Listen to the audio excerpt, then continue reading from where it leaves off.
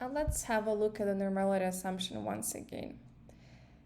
So as before, we make an assumption that the error term follows normal distribution, which means that OLS estimators have the following properties. First of all, they're unbiased, which means that the average value is equal to the true population value. I've explained it before.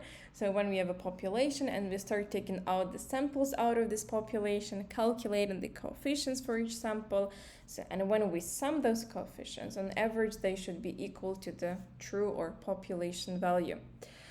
Besides, the estimators have minimum variance, or in a sense they are efficient. Besides that, they're also consistent. So when we increase the sample size indefinitely, the estimators converge to their true population values. So again, this is something we've had before, and I believe the next two properties are exactly the same. So beta 1 follows normal distribution with constant mean and constant variance. Beta 2 also follows normal distribution with constant mean of beta 2 and constant variance. And now, since we've got the third coefficient, we all make the same assumption that it follows normal distribution with constant mean and constant variance.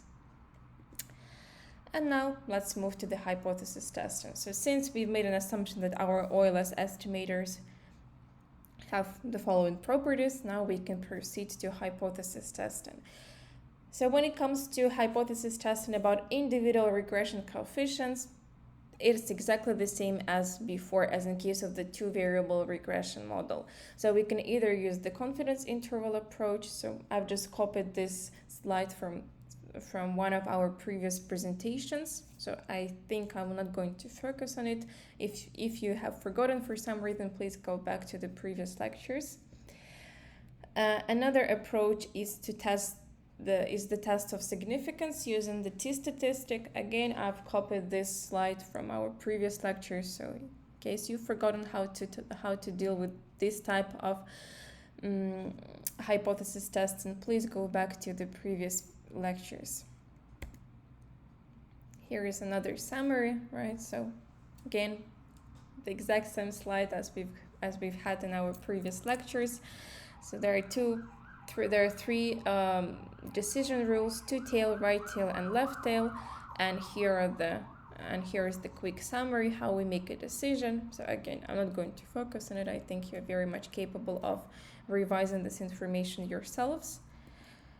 I told you before that instead of comparing the estimated t-statistics with the critical one, we can just get the p-value and compare the p-value with the level of significance.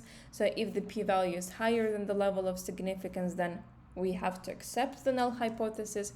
However, if the p-value is lower than the significance level, we reject the null hypothesis. Again, this is the information from our previous lectures, so I am not going to go into that many details. I just want to point out that luckily we will not need to calculate those p-values ourselves, because the econometric software will do this for us.